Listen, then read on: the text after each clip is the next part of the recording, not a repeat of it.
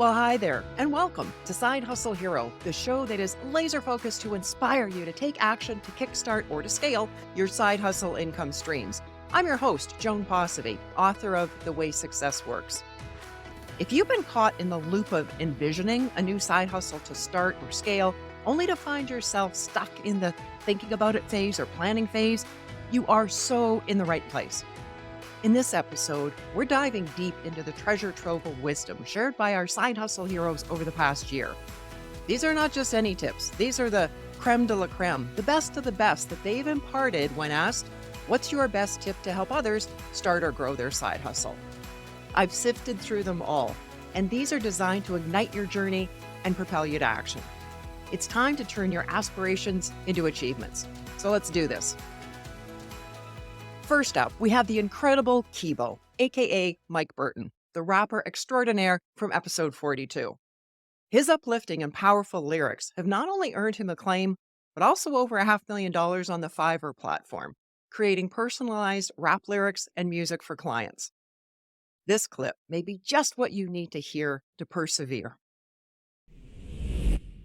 The things that we're focused on trying to impress, certain people, it's like you may be the perfect voice in a different place that you just got to keep doing your thing and you'll find your people. You just got to be yourself and continue to be yourself. Even if you're not getting love in your proximity, you just made the need to expand your audience and then you'll find a whole group of people just love what you're doing. So Kibo will do whatever it takes to continue to thrive and call rap music his home.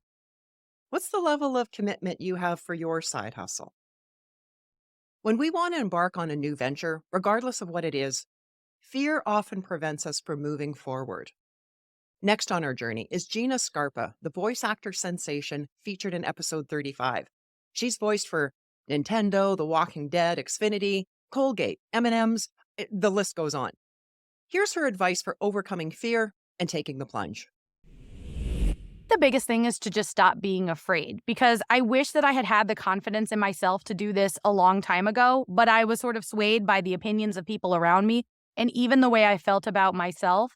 And when I just started to open myself up to the possibilities, I could not have imagined what it would do for me to be on, national TV commercials and in video games, working with brands that are just incredible. And it's all just from taking that leap of faith. Like, you don't know unless you're going to actually try. And also, it is truly never too late to change directions and do something else. There's nothing stopping you but you. Even if something feels far away, it can be done and it can be achieved, even just little by little. So that's what I would say. I just have that faith in yourself. And if you've got this passion or this idea, just go for it. I know that sounds cheesy and simple, but it's so true. It can literally change your whole life.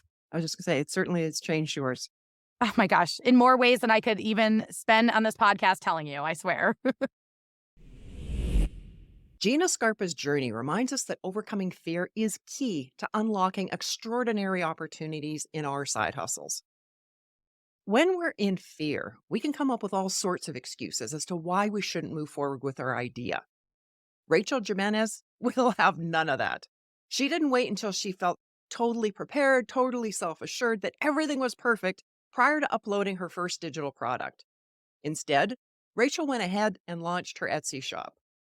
Then, as she increased her offerings and started to analyze the data on what was working and what wasn't, she was able to quit her full-time job after 9 months and went on to make $160,000 that year and hasn't looked back. I think big tip coming from a psychological perspective is try not to make excuses.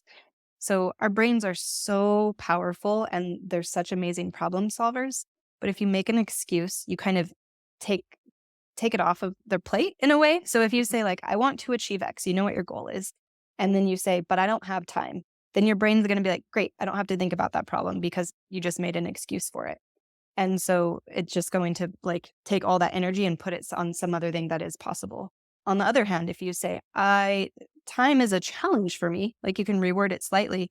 I need to figure this out. It's a problem I need to figure out. And you don't even have to come up with a solution actively in your brain. But if you just reword it or think about it ever so slightly differently in your head, your brain's going to start working on that problem and trying to spit out a solution for you. You might wake up at 2 a.m. in the morning and it's like, this is what you have to do. You just have to delegate this. And then your whole life will be better.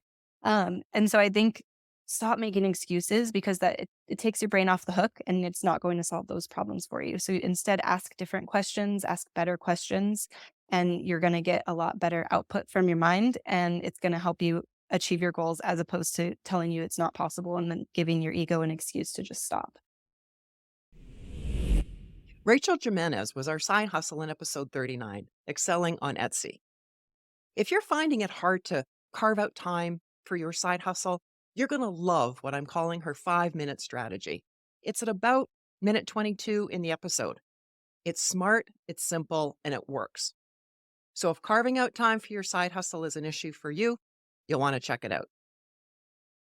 Here's another reason why you'll want to set aside the fear and excuses and dive into your side hustle. It's from Gabrielle Jervis.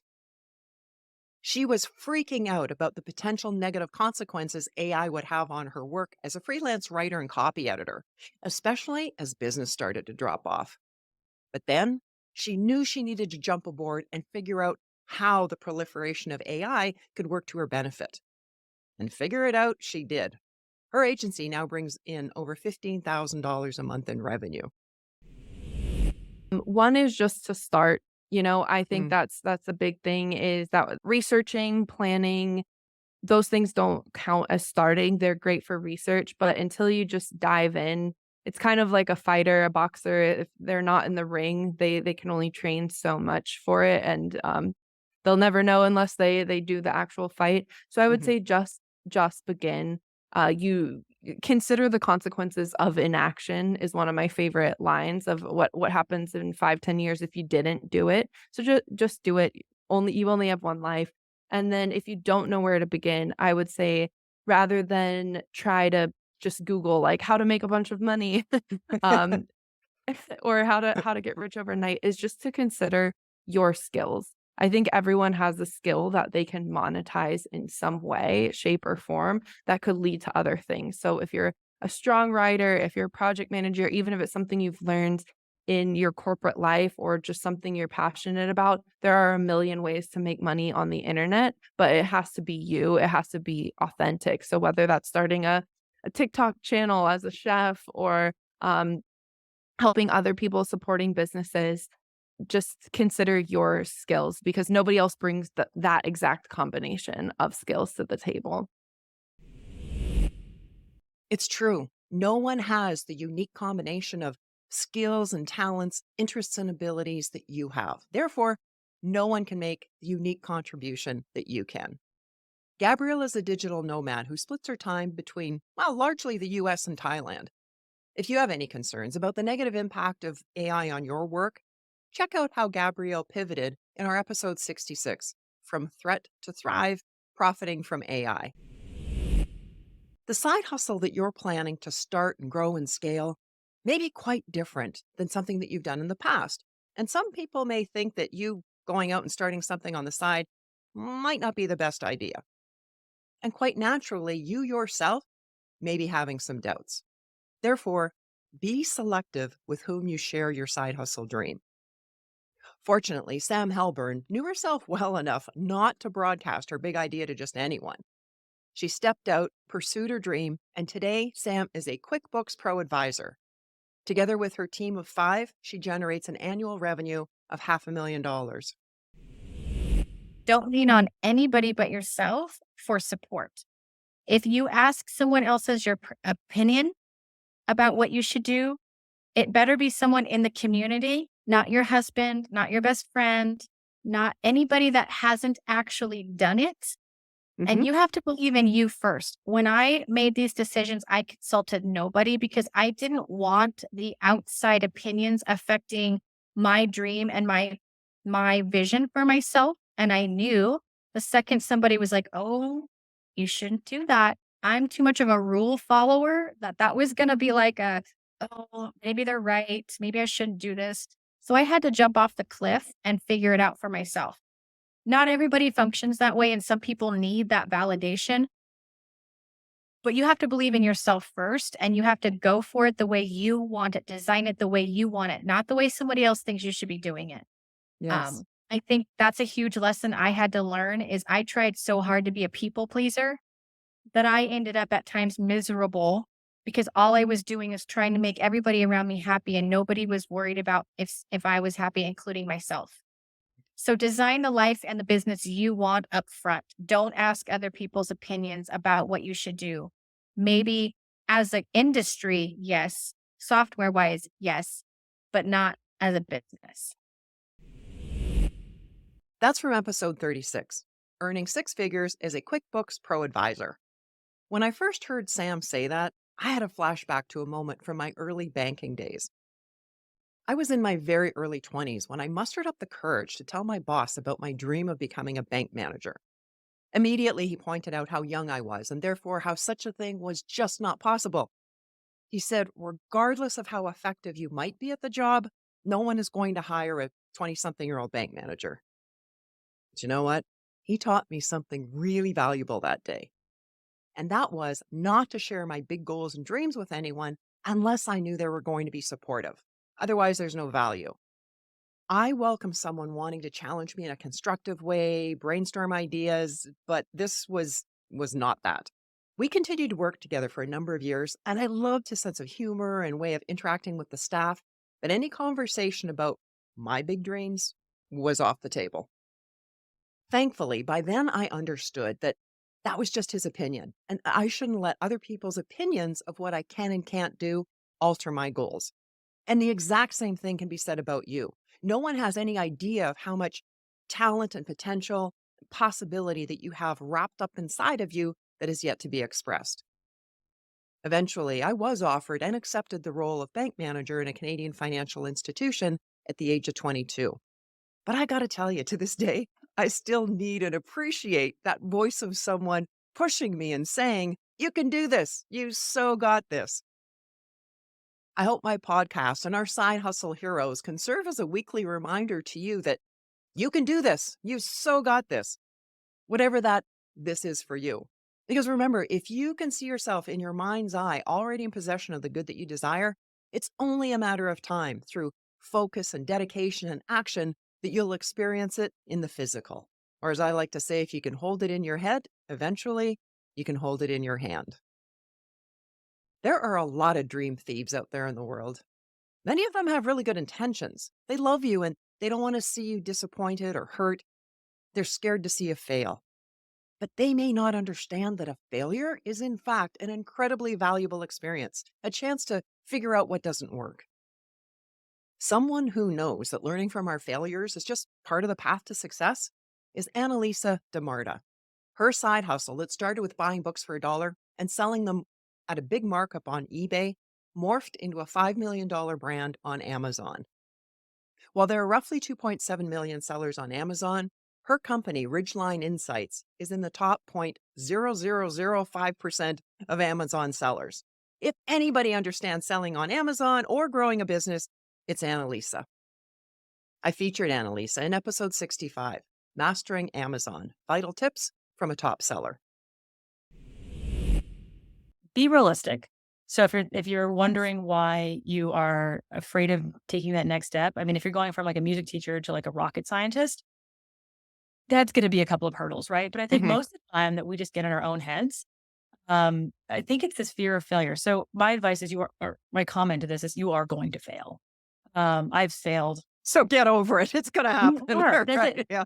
Micro failures. And Yeah. it's about like the law of averages.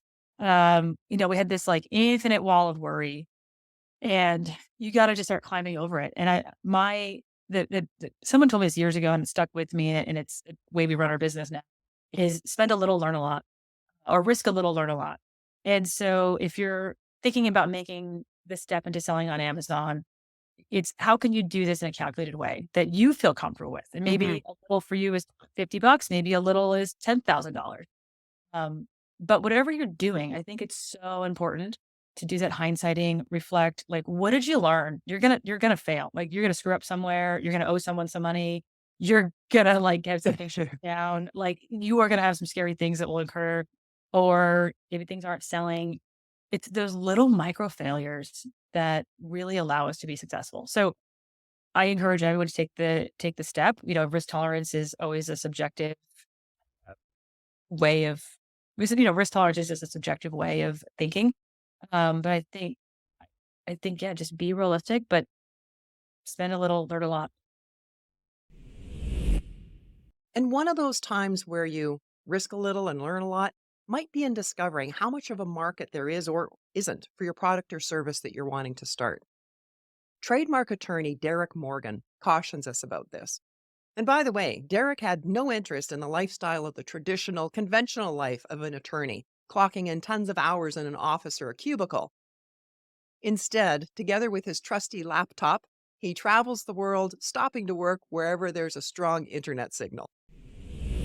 The best advice I would say to give, someone wanting to, get out there on their side hustle is to really just do the research first. Okay. A lot of people try to start side hustles just purely based on passion. And I'm not saying that's a bad idea. Just make sure that there's some sort of a demand for that service or that product. Because without the demand, it's just a hobby and no one's really buying it, and you're not side hustling, you're just doing something for fun. But when that demand is there, you can really, kind of move mountains with that. So there is a function on Fiverr, actually. I think it's called keyword search. Okay. So you can kind of go on there and look into, the high demand services, what people are going on Fiverr and looking for. And then you can also see how much competition is in that specific service. So if you go on trademarks, you'll see that it's very highly searched, but there's low competition because only so many people can do that.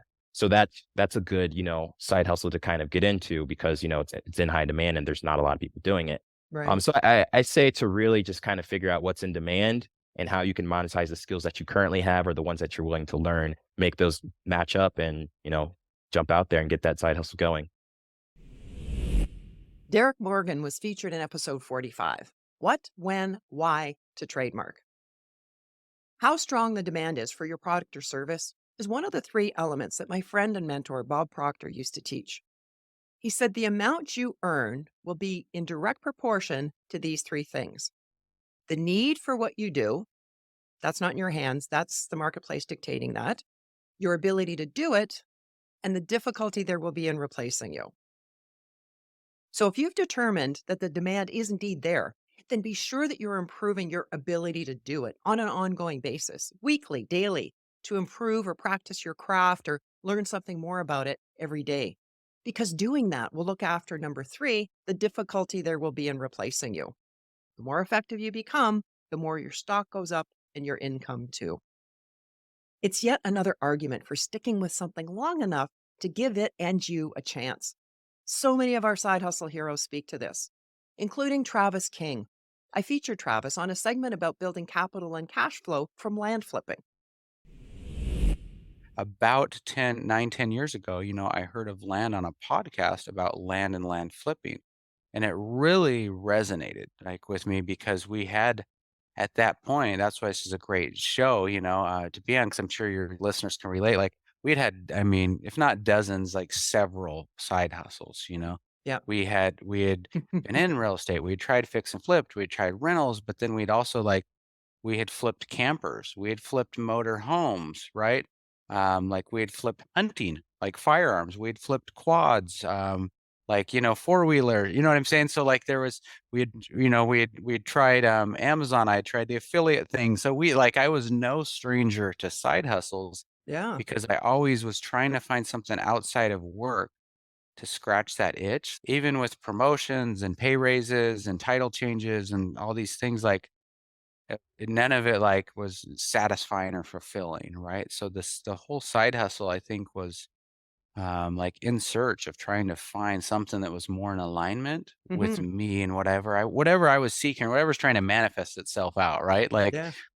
I would do it via side hustles now. But at the same time, and when we were flipping, campers and we were doing all these things, heck, even my wife and I, we even mystery shopped, right, at one point for side hustle. So when I say that, that just Yeah. illustrates how bad we were trying to find something that stuck outside of work, right? Something that stuck.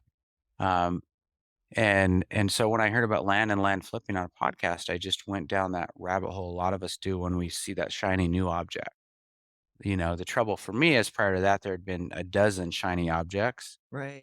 And in hindsight, right, looking back now, is really the land was my last side hustle, right? Like, fortunately, I've been in it about 9 or 10 years, but Okay. prior to that, like, the hindsight or perspective when I look back is if I had given any of them, like, true focus and commitment in a solid year, right? Hmm. Lock myself in a box, this is all I'm gonna do for a year is build a blog or build a flippy, Yes. like, whatever it was, the reality is I realized, like, if I take self-inventory, probably any one of them would have worked, That's but a I was that's always, like, on to the next thing, yeah, that's a right? great lesson, Travis, and great introspection to be able to see that. Yeah, I think it was because it spoke to kind of my lack of focus and commitment, so it wasn't that "Ooh, aha, after 50 of them, I found the perfect one." Hmm. Although, like, I'm a land evangelist, and I honestly and I'm biased, but I sincerely believe this is the best, the perfect side hustle. I do, like, in hindsight, realize, like, if any of those I think a lot of the times when we're doing a side hustle, we kind of, like, we overestimate what we can accomplish, like, in, that first 5 months, right, with the new thing, Hmm. and we underestimate what we could accomplish if we gave it 5 years, right, like, of just committing. I think a lot of people can relate to what Travis just said. That was from episode 46, Cash Flow and Capital from Land Flipping. In a later episode, Trisha Diamond shares a fun analogy of what can happen when we have the perseverance to stick with an idea. While she's speaking about Fiverr in this clip, her analogy is bang on for any side hustle. I always think about Fiverr. You roll a snowball down a mountain. I don't know if this happens in real life. I'm from Florida, but that's Okay. what I imagine. You roll the snowball down the mountain, and as it goes lower, it gets larger and larger. And that's a lot like the buildup is on Fiverr. Is you start really small and you do a few jobs, and over time you can include more services, increase your prices, add more to the packages that you offer. And that's all of the successful talent that I've met on Fiverr, which is quite a bit. That's really how they all started. That's a great analogy, Trisha. And being the Canadian in the room, yes, that's very accurate. That's what happened. This happens. People Yeah. do roll the snowballs down. One day I will do it. That's how you make a snowman is you start small and you build up. Makes sense. But the issue with a lot of people that we've seen, regardless of the side hustle, to be honest with you, is they'll start rolling that snowball and it's like, oh man, this is too small. And this is a lot of work. Forget it. And they walk away. And Yeah. it's like, no, no, no, you're so close to gaining that momentum. That's from episode 58, where Trisha shares her insider's knowledge of how to succeed on the platform. As director of customer success at Fiverr, she works with top earners. So she's witnessed a lot of big money snowmen being built. And they all started with just a little snowball. So, what does that big money snowman look like for you? What's your ideal side hustle goal look like? Because Sierra Janice has an exercise for you. Start with your dream. I want you to sit down and you can either write this down, or if you're just a subconscious thinker, you can think about it if you want to, or write it down if you need a reminder. But say to yourself, okay, in 6 months from now, Joan's going to interview me about my big side hustle success. Don't worry, Joan. I won't make people email you. But imagine that you've done something so great and so out of this world successful that Joan has to interview you because you're such a successful hustler. Write down what that is and do not hold back because no one needs to see this. Are you making 6 figures, 7 figures? Could it be that you get to quit your full-time job? Could it be that you've totally automated everything? So it's like running without you? Any big dream, and that's going to look different for any for one of us, write that down and then shoot for that goal. And every time you have to decide all those annoying things we're deciding every day, Yes. look at your goal, have it on a sticky note on your computer or your wall and think, okay, what's going to help me get there faster? Even if it seems unreachable, that's what will happen. It'll help you get there faster. Sierra is a brand, website, and funnel designer. And in episode 68, she walks us through how to do our own brand audit and why we need it. Clarifying the goal by writing it down is important, but I really appreciate the second step that she added, putting it on a sticky note on a computer, somewhere where you'll see it. It's just too easy to be distracted by all those urgent things that come up during the day that aren't important in terms of leading you to where you want to go. You've got to connect daily activities to your goal if you're serious about moving the needle forward on achieving. Otherwise, you're wasting a lot of time. Someone who is not wasting a lot of time is our final side hustle hero today. He's Titus Walker from episode 69, with a unique opportunity in esports.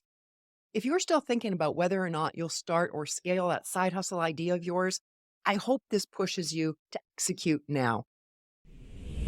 I would say to anybody wanting to start a side hustle, in the past, well, in my real estate years, did hundreds of millions in revenue and made millions of dollars over that period of time. It does not compare to doing my own thing. It really doesn't. Like, I would much rather be broke doing this than be rich doing that. And I would have never thought that I could be so like passionate about something that is not a person, you know? But for the first time in my life, this is something that I would die for. And if I didn't have that and I was just working and I never really took the chance, who knows where I would be or how I would feel, but I know I wouldn't feel like this and I wouldn't be like this. And so if you're thinking about doing it or you want to do it, do it. You live one time and it is totally worth it to just step out of your comfort zone and learn. Titus is the creator and CEO of the Ultimate Endgamers League, the UEL. And according to Titus, it's a type of league that doesn't exist anywhere else in the gaming world. He was working away building up this side hustle when his then employer gave him an ultimatum: ditch the hustle or lose the job. Well, you know what he chose. You can hear more about it in episode 69, Unique Opportunity in Esports. How much are you committed to seeing your side hustle succeed? It's my hope that this episode has inspired you now to turn your one day into day one. If you haven't yet subscribed or followed, please do, so that you can continue to journey along with me and our side hustle heroes. Well, that's a wrap for today. You'll find links to all the episodes mentioned and the full show notes at our website, sidehustlehero.com. And I'd love to hear your feedback on the show, on the guests, how this podcast is helping you. What areas could we do better? Shoot me an email message to hello@joanposseby.com or leave a comment. Thanks so much for watching, and hustle on.